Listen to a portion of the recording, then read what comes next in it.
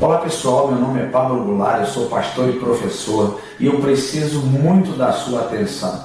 Para você que não é inscrito aqui em nosso canal, aperte o botão vermelho que está logo aqui embaixo, aperte o sininho. Para que você aperte o sininho? Para você receber o nosso alerta em atualizações de mensagens, estudos diversos e vários vídeos abençoados. Então, se você não é inscrito em nosso canal, fique à vontade, será um prazer tê-lo conosco. Antes de você assistir essa poderosa mensagem que vai impactar a minha e a sua vida, eu preciso te falar algo sobre os nossos materiais, CDs, DVDs de mensagem pelo qual o Senhor tem nos concedido. Eu tenho certeza que será um prazer ter você fazendo parte dos nossos estudos e conhecendo. Vem comigo. Eu preciso falar para você dos diversos temas que o Senhor tem nos concedido através de CDs, DVDs, mensagens, enfim, um vernáculo muito precioso que o Senhor tem nos abençoado. Eu tenho aqui algumas mensagens sobre o terrível juízo de Deus, uma pergunta que a humanidade ela quer ser respondida. Haverá juízo final? Haverá juízo final. Nesse CD de mensagem, Deus falará comigo, contigo. Eu tenho a orelha direita de Malco, uma mensagem muito profunda e muito curiosa. 7 passos do calor de Deus, uma mensagem muito profunda a nível dos sacerdotes, dos sumos sacerdotes, levitas, enfim, diversas mensagens que Deus com certeza falará em seu coração. Eu preciso destacar para você também aqui o DVD Impacto da Crucificação. Se você não pediu, entre no nosso site logo aqui embaixo, www.cultivandoensino.com.br. Esse DVD Impacto da Crucificação ele fala sobre uma análise profunda das últimas horas de Jesus na Terra, a fisiologia de Jesus, o sacrifício completo de Jesus, os tipos de crucificação e com certeza Deus irá falar profundamente no seu coração. E agora, fique com essa mensagem poderosa, que eu tenho certeza que o Pai vai abençoar você na sua casa. Deus te abençoe.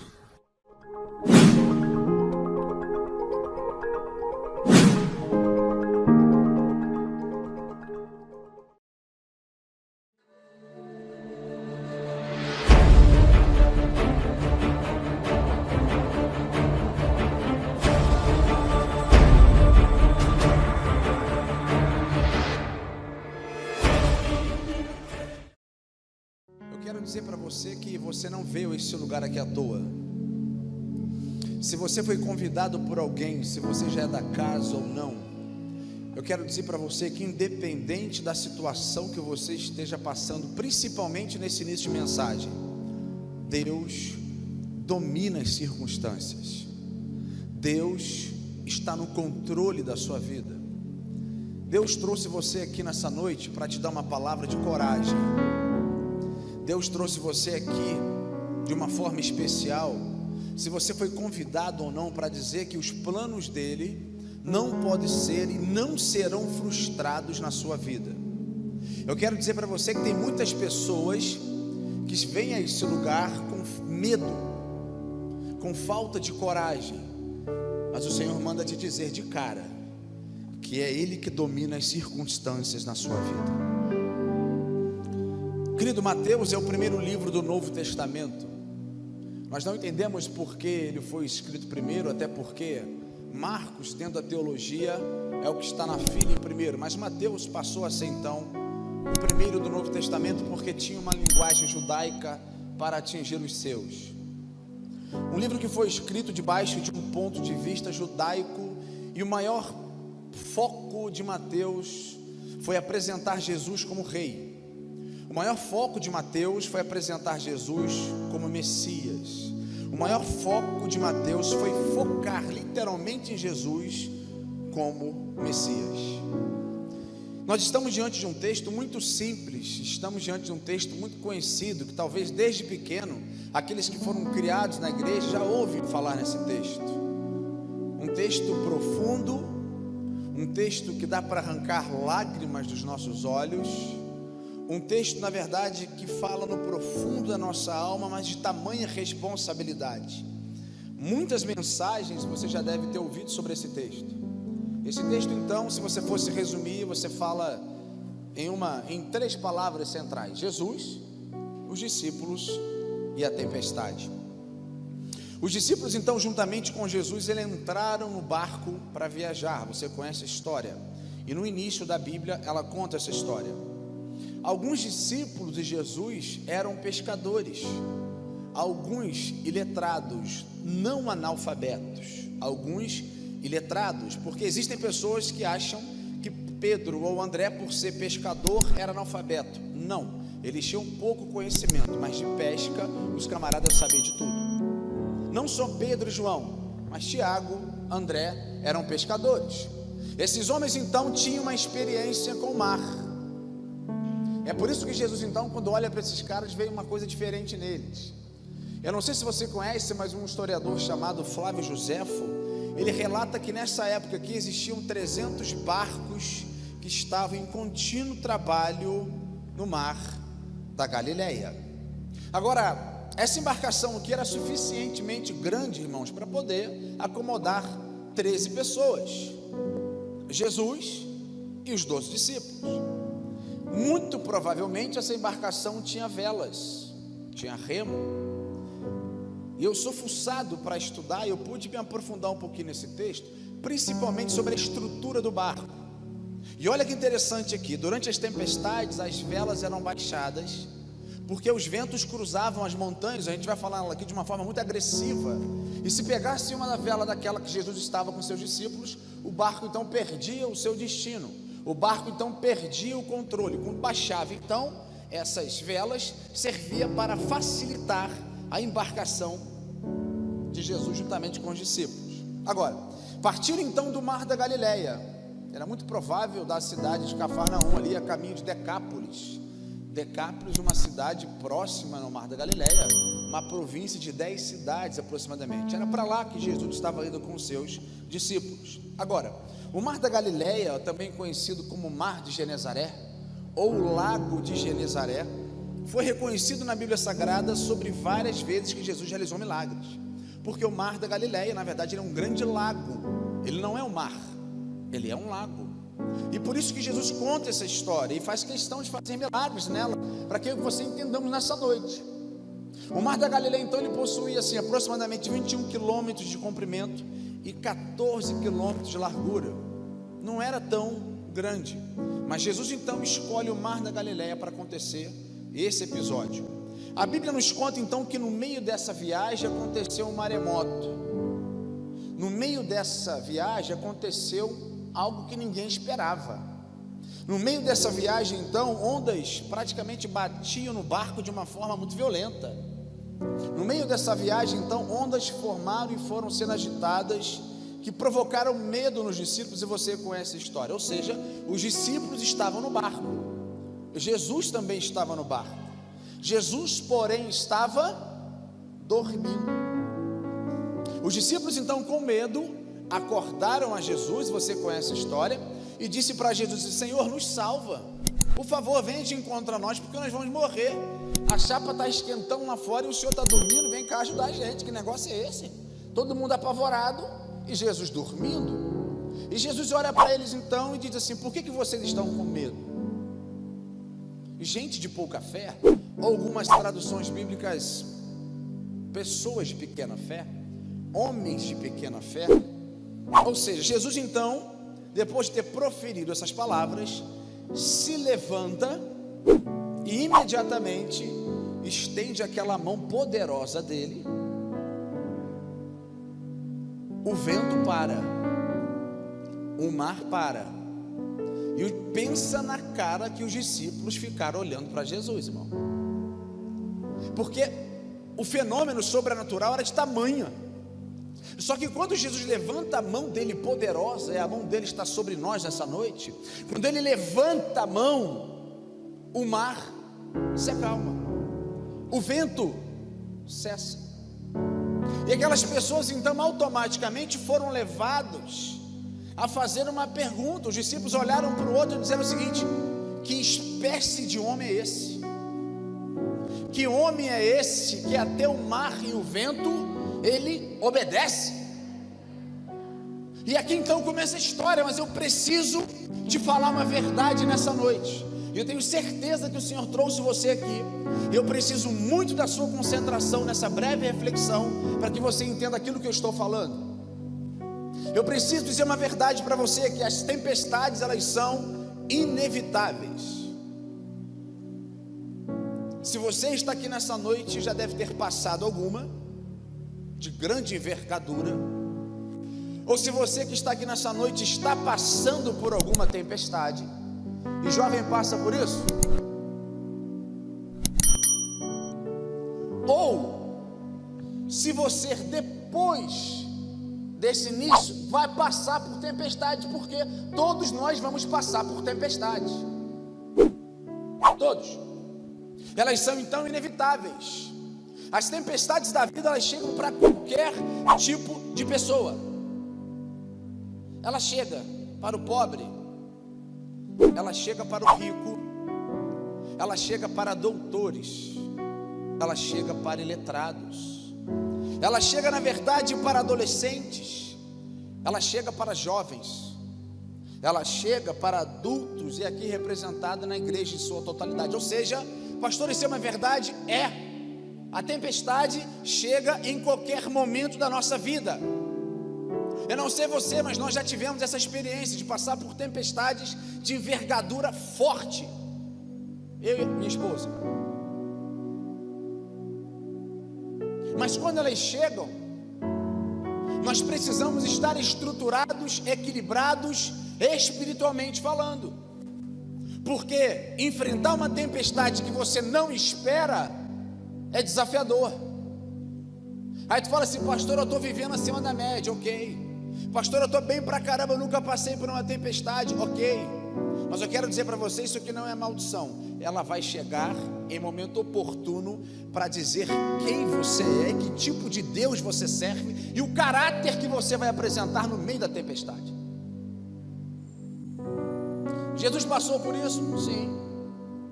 Nascimento de Jesus? Ok. Adolescência de Jesus? Ok. A juventude de Jesus? Ok. Mas quando Jesus completa 30 anos de idade, ele começa a trabalhar no seu ministério, a chapa começa a esquentar, porque as tempestades começaram a vir. A primeira delas foi quando Satanás se apresenta para ele no deserto. O tempo passa então e a perseguição começou a aumentar, a tempestade começou a ficar pior. Mas eu vou querer que você entenda uma coisa, que mesmo Jesus sendo homem aqui na terra, mas 100% homem, 100% Deus, ele passou por essa tempestade, porque o pior estava por vir. Jesus então passa pelo tempo de tempestade no Getsemane. O céu se fecha. E a tempestade pior estava por vir, que foi a crucificação.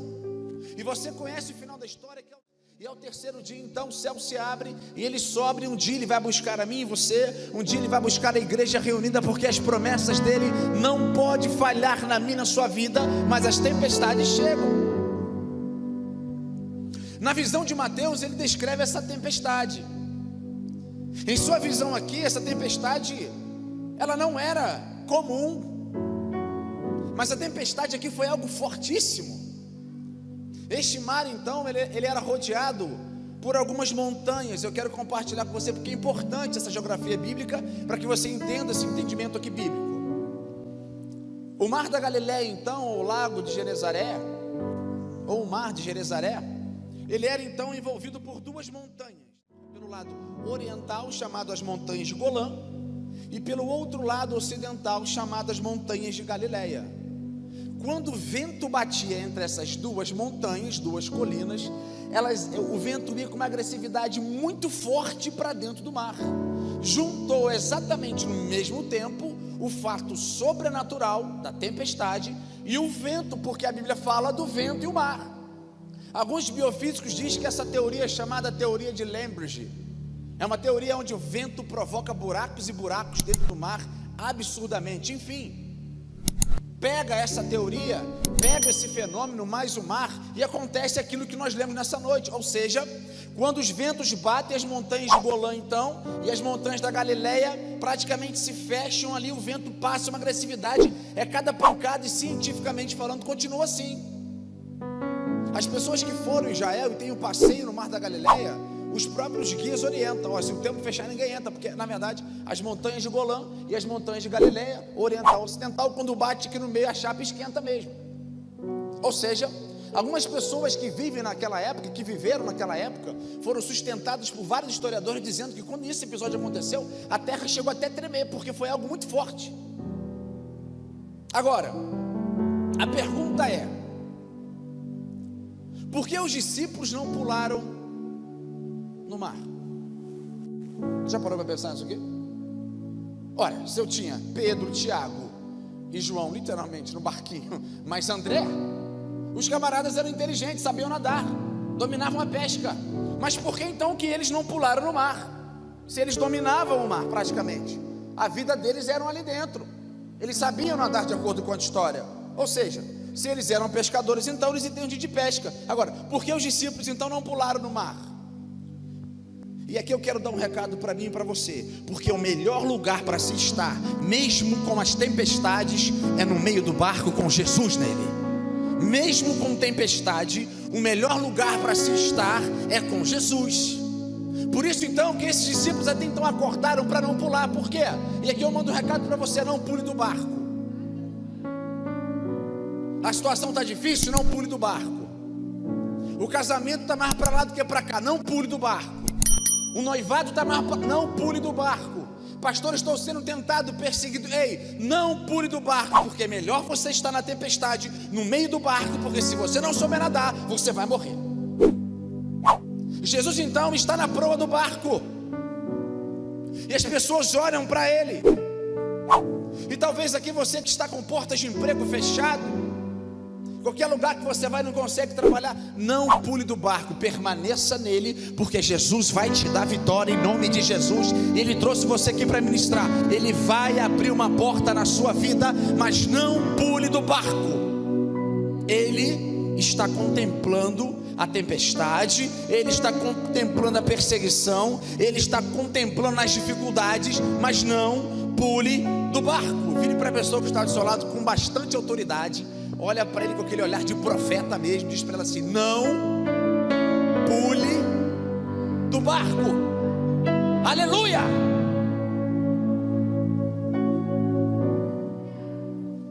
Uma outra pergunta me remete a esse texto. Você acha que os discípulos de Jesus que estavam com ele, se percebesse a condição do tempo, vocês acham que eles iriam viajar? Sim ou não? Quem acha sim, levanta a mão. Quem acha não, levanta a mão. Caraca, é verdade. E a pergunta que eu fiz ao texto é: ora, se os discípulos então soubessem do clima, eles não iriam viajar. Até porque, de acordo com a história de Israel, você vai ver que esses discípulos também, eles trabalhavam com a previsão do tempo da sua época. Eu quero que você entenda que se você for viajar para qualquer lugar, a primeira coisa, que seja fora de Teresópolis ou fora do Brasil, você vai primeiramente consultar o quê? O tempo. Para saber o quê? Se é a condição de vocês então permanecer ou ir para aquele lugar.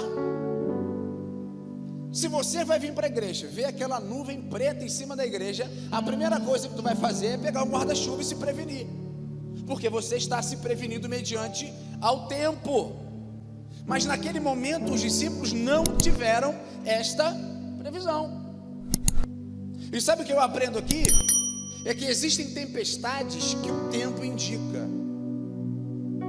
Existem tempestades que eu posso observar. Existem tempestades que percebo quando está tudo sendo formado. O tempo começa a fechar e eu logo então começo a me preparar. Mas a tempestade dita por Mateus foge do nosso controle. A tempestade dita por Mateus, aqui nesse texto, ninguém poderia imaginar que aconteceu o que aconteceu. E eles vão então desarmados para essa viagem. Mas se você ler o texto, você vai ver então que Jesus ordena: vamos viajar porque nós vamos chegar ao outro lado, a outra margem. Por quê? Existem algumas tempestades que você consegue prevenir, e essa passa a ser bênção, porque nós identificamos, então nos protegemos. Você se prepara, ou seja, eu não sou pego de surpresa. Agora, nós estamos falando de uma tempestade que pegou os discípulos de Jesus em surpresa, mas não pegou Jesus de surpresa. Ou seja, nós estamos falando de uma tempestade que ninguém esperava. Nós estamos falando de uma tempestade inevitável. A pergunta é: o que será da nossa vida quando a tempestade chegar na minha e na sua vida sem avisar? Como que a nossa estrutura estará equilibrada, estruturada, se ela vai estar balançando ou não? O que nós vamos fazer quando recebemos uma notícia de uma tempestade? A pergunta é: qual será a nossa reação quando a tempestade chegar sem avisar?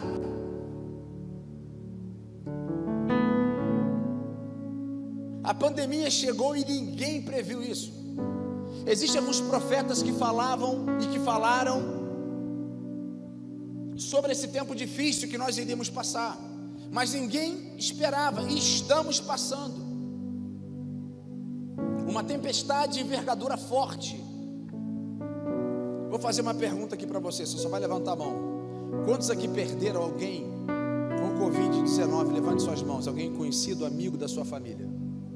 Olha só, irmãos, a quantidade. Nós também perdemos pessoas amigas próximas.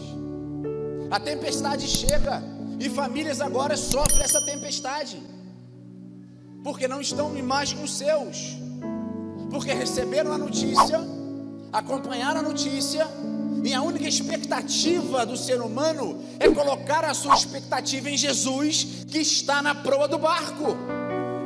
Não existe outra forma. Ou seja, qual será o nosso comportamento quando essa tempestade chegar? A pergunta é: Jesus sabia da tempestade, sim ou não? Sim. Jesus 100% homem e 100% Deus, iluminado por Deus o tempo inteiro. Ou seja, uma outra pergunta eu fiz ao texto, meus amigos Jardiane e Júnior. Agora veja bem, se Jesus era o Senhor e sabia da tempestade, por que ele não fez aquela rodinha gospel, aquela rodinha santa de oração? Disse: nós vamos passar pela tempestade. Qual é o mecanismo de Jesus nesse texto, irmão? Se Jesus era o Senhor, por que Jesus então não alertou os discípulos sobre essa tempestade? Eu vou te falar aqui nessa noite. Porque se Jesus tivesse falado, eles não entrariam no mar. Se Jesus tivesse falado, eles não entrariam no mar. Por quê? Jesus então não revelou isso para os discípulos. Nem tudo, veja bem que eu vou te falar nessa noite, nem tudo Deus vai te revelar. Nem tudo Jesus vai te revelar.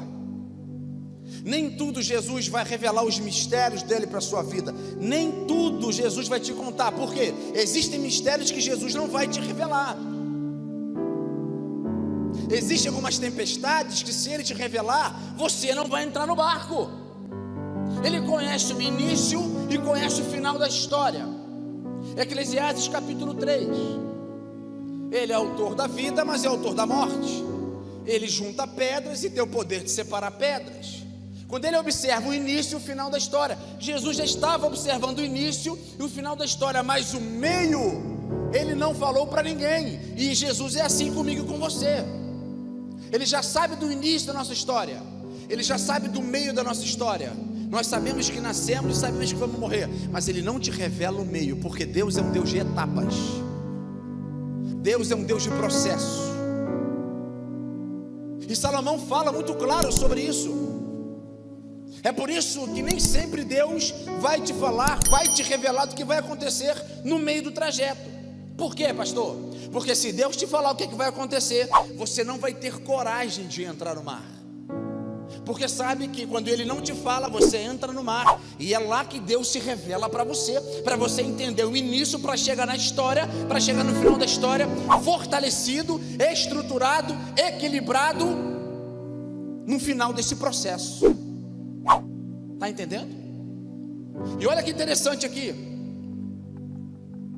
que eu mais acho forte nesse texto, e aqui vai o recado para mim e para você. Deus está dizendo para você o seguinte: ei, é melhor estar no barco. Deus está te dizendo, fique na tempestade. Deus está te dizendo, fique firme. Deus está te dizendo nessa noite, não recue. Deus está te dizendo nessa noite, não olhe para trás, porque você vai conseguir chegar ao outro lado. Mas tem um segredo: não pule do barco. Vire para a pessoa que está ao seu lado e diz para ela assim: você vai chegar do outro lado, seja o que for. Diz para ela: seja o que for, você vai chegar. Escute isso. Você não vai chegar porque você é forte. Você não vai chegar porque você canta bem. Você não vai chegar porque você toca bem. Você não vai chegar porque você usa o seu nome para pisar nas pessoas. Não, não. Você não vai chegar porque você é habilidoso. Você não vai chegar porque você é poderoso. Você não vai chegar porque a estrutura do seu barco é forte. Não, não, não, não. Você não vai chegar até então porque a sua conta está cheia de dinheiro. Você não vai chegar porque existem pessoas influentes ao seu lado pisando em pessoas, fazendo escada para você subir. Não, não, não, não. Porque você usa o seu nome para abençoar. Porque você usa o seu nome para poder amaldiçoar. Não, não. Você não vai chegar por essas coisas. Sabe por que você vai chegar? Porque quem está na proa do barco é Jesus de Nazaré, e se Ele te chamou, você vai chegar ao outro lado. Você vai chegar ao outro lado, mas não pule do barco. Às vezes passamos por dificuldade, irmãos. Sabemos que Jesus está no barco, mas passamos por dificuldades. O segredo é que o autor de Hebreus diz que a cada dia das nossas vidas nós temos a obrigação e esse equilíbrio de olhar para o autor e consumador da nossa fé, que é Jesus de Nazaré. Faraó atrás do povo, na entrada do Mar Vermelho, um lado montanha, o outro lado montanha, para frente água, para trás Faraó e os seus soldados, aproximadamente 6.000 soldados. A pergunta é: o que fazer agora, Moisés, no meio desse barco?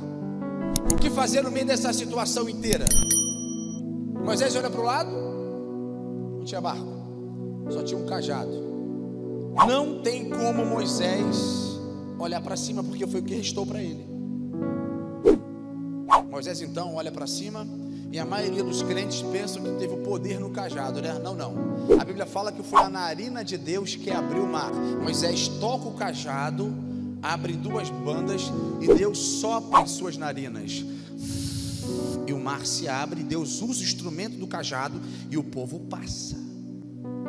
Mas o povo só passou porque alguém teve que olhar para cima. Porque às vezes é assim na nossa vida. As circunstâncias apertam.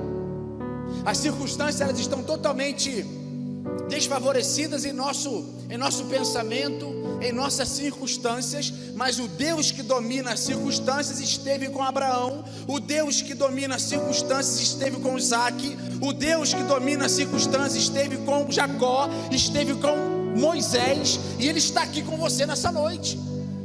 Ele está aqui com você nessa noite, e esteve pessoalmente com os discípulos. Eu preciso que você entenda isso. E há uma ordem de Deus para você. Você vai chegar, mas não vai ser nada fácil. Eu costumo dizer o seguinte, que o difícil não é você sonhar. O difícil é pagar o preço para que o nosso sonho possa ser realizado. Quer ver seu sonho realizado? Ou se você busca o seu sonho se realizar, o que temos feito por isso, para que o nosso sonho possa ser realizado? Deus sabe o que precisamos. Mas enfrentar uma batalha, enfrentar uma tempestade, quando você não quer, ninguém quer. A tempestade, ela não é para a morte. A tempestade é para forjar o nosso caráter. A tempestade, ela não é para a morte.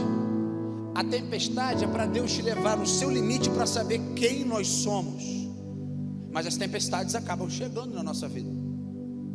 Talvez você entrou aqui nessa noite, está passando um nível de tempestade absurdo, que não estavam literalmente em seus planos. O que fazer, pastor? Não pule do barco. Talvez a tempestade que surgiu do nada na sua vida mexeu com a estrutura do seu barco. E agora, o que fazer, pastor? Não pule do barco. O que importa é que você vai chegar do outro lado. Você vai chegar do outro lado. Amém, irmãos? Isso é palavra para tu saltar do banco. Você vai chegar do outro lado. Mateus capítulo de número 8, verso de número 24, a Bíblia diz assim: E eis que sobreveio o mar uma grande tempestade, de sorte que o barco era varrido pelas ondas. Entretanto Jesus dormia. Ou seja, a Bíblia diz então que se levanta uma grande tempestade. Todos ficaram com medo, o texto diz isso. O texto bíblico diz que Jesus estava o quê? Dormindo. O bicho pegando lá de fora, a chapa esquentando lá de fora, e Jesus dormindo. Até então que ele foi acordado. Agora, olha o versículo 26 aqui. Eu quero que você entenda esse versículo 26, que você lê esse texto e passa batido por ele. Olha o que o versículo 26 diz, eu já estou terminando. Perguntou-lhe então Jesus: Por que sois tímidos, homens de pequena fé?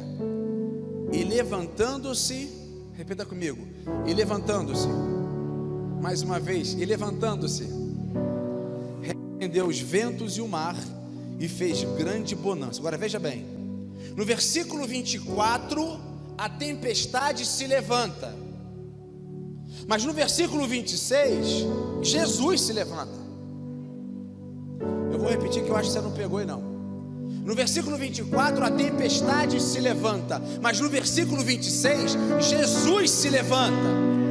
Eu quero dizer algo para você daqui: todas as vezes que se levanta uma fofoca na sua vida, Jesus se levanta em seu favor. Todas as vezes que se levanta uma calúnia na sua vida, Jesus de Nazaré se levanta em seu favor. Todas as vezes que se levantarem contra você, Jesus estará na ponta do barco, na proa do barco para te abençoar.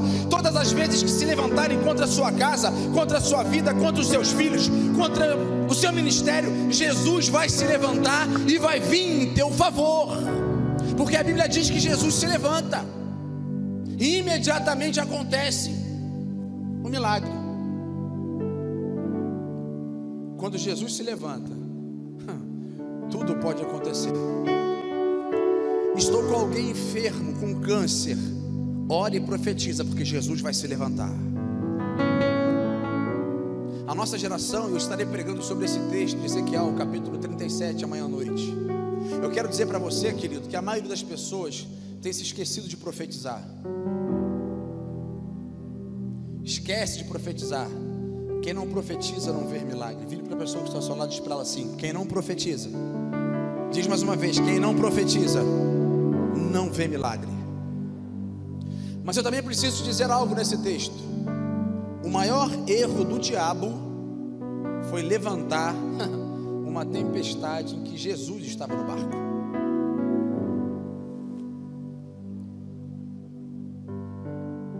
Quando Satanás provoca uma tempestade, um turbilhão na sua vida que você menos espera, porque jovem é assim. Tem tempestade que tem como ele prevenir, mas tem tempestade que ele mesmo procura e é difícil sair. As tempestades que o jovem procura e é difícil sair, somente com a ajuda de Deus, literalmente na proa do barco. Uma coisa é você ser livrado na cova, outra coisa é você ir com seus próprios pés para a cova. Eu quero que você entenda, é que quando a tempestade se levantar contra a sua vida, Jesus imediatamente irá se levantar em seu favor. Vamos colocar de pé em nome de Jesus. Eu gostaria de chamar o louvor aqui à frente.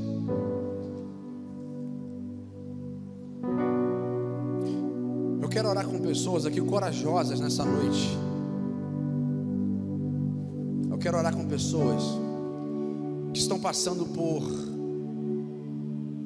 dificuldades e tempestades tamanhas na sua vida, em diversas áreas da sua vida. Você sabe a tempestade pelo qual você está passando.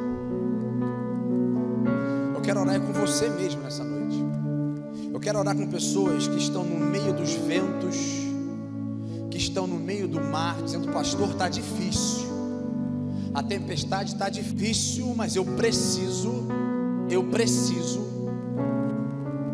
orar e pedir para que Jesus se levante em meu favor. Eu quero orar com pessoas nessa noite que tenha certeza que vai chegar ao outro lado. Eu quero orar com pessoas nessa noite, baseada nesse texto, é que Jesus está se levantando, ou já se levantou em teu favor, e hoje vai ser a diferença. Eu quero orar com jovens e com a igreja em sua totalidade, com pessoas que querem convidar Jesus para dentro do seu barco. Mas o foco principal da mensagem é aqueles que estão passando por alguma tempestade de tamanho forte, ou que já passaram na sua vida e diz: pastor, eu preciso de um refrigério, eu preciso de algo na minha vida que venha transbordar, eu preciso de uma unção nova, eu quero viver algo novo, conforme nós ministramos aqui. Se você está nesse quadro, enquanto o louvor estiver ministrando, você vai ter liberdade de sair do seu lugar e vir aqui à frente, que nós vamos profetizar nessa noite, Jesus se levantando, Ele levantando a mão e dando ordem para o vento e o mar parar. Eu preciso que você entenda isso. Vamos adorar o Senhor. Saia do seu lugar, pode vir.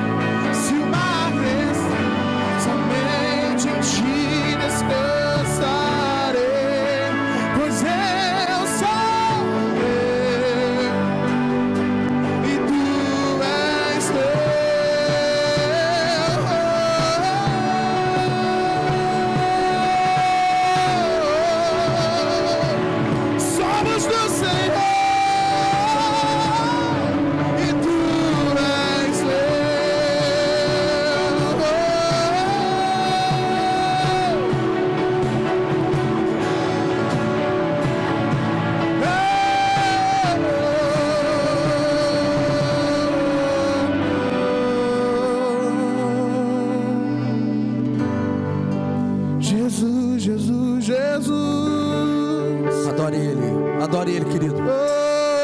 Adore Ele, igreja. Ele está aqui nessa noite. Guia-me.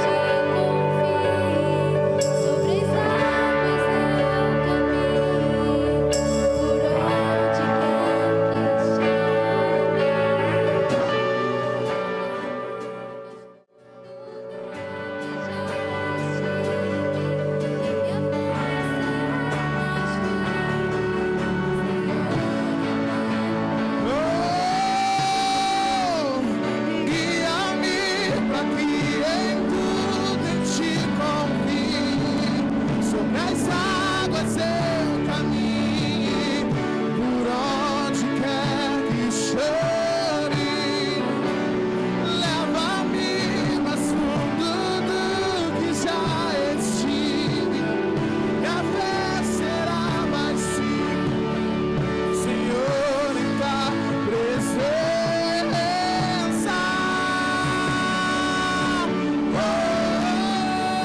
Adore, adore, adore.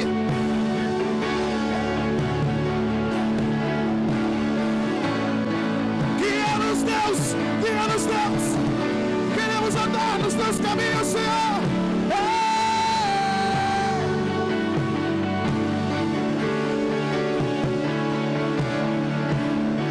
Clame ao nome do Senhor. Diga: ao teu nome clamarei. Agora é hora de clamar, querido, clame. E além das ondas, se o mar crescer, somente em ti. Diz: pois eu sou teu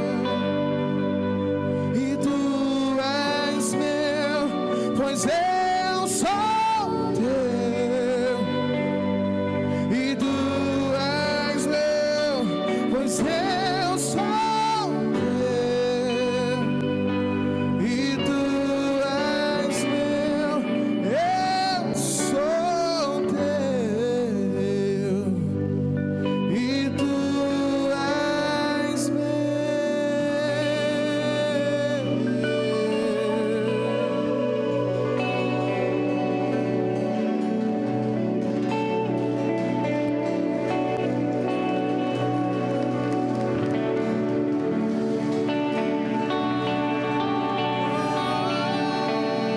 Feche os seus olhos por um instante. Feche os seus olhos por um instante. Eu quero que você imagine comigo agora. Se projete para o mar da Galileia. Você está à beira do mar e Jesus te convida a ir para o outro lado da margem. Mas no meio do caminho, Jesus estava conversando com os discípulos e resolve descansar. Mas você estava no meio do barco. E de repente então você foi pego de surpresa ou pego de surpresa por essa tempestade. E é aqui que eu quero chegar. Eu quero que você olhe para a sua vida agora e identifique a tempestade que você esteja passando. Eu preciso que você identifique a tempestade que você esteja passando. As ondas agora começaram a bater ao seu lado.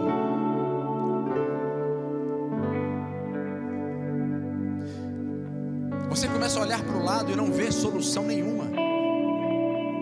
Mas de repente acordam a Jesus e Jesus levanta as mãos. E o vento e o mar cessa imediatamente. Não se sinta sozinho, querido. Jesus está te tomando pela mão nessa noite. Está dizendo para você: ei, você não está sozinho. Eu estou na proa do barco. Eu estou no meio dessa tempestade. Você não vai pular desse barco, porque a minha mão te consola, a minha mão te ajuda. E se você tropeçar antes de cair no barco, o mestre vai pegar você, ele vai te colocar para dentro do barco. Mas é preciso de força, é preciso de equilíbrio, é preciso de coragem. E a história continua, que eles chegaram ao outro lado. Agora eu gostaria que você abrisse seus olhos e olhasse para mim aqui, por favor. Eu tenho entendido que numa caminhada cristã, eu tenho entendido que existem soldados nessa caminhada e nós somos esses soldados. E um dos maiores objetivos dos soldados é batalhar, é guerra. Mas no meio dessa caminhada cristã, e você não se apavore que eu vou te falar, mas no meio dessa caminhada cristã, Você pode até ficar ferido, mas não pode ser vencido. Você pode ficar ferido, mas não pode ser vencido. E a palavra do Senhor para você é: você vai chegar, você vai chegar, você vai chegar, você vai chegar, você vai chegar. Aplauda Ele. Vamos. Pois Ele aplauda mais forte. Adore Ele mais forte. Aplauda. Ele é digno. Você vai chegar. Você vai chegar. Pois eu sou teu, e tu és meu. Pois eu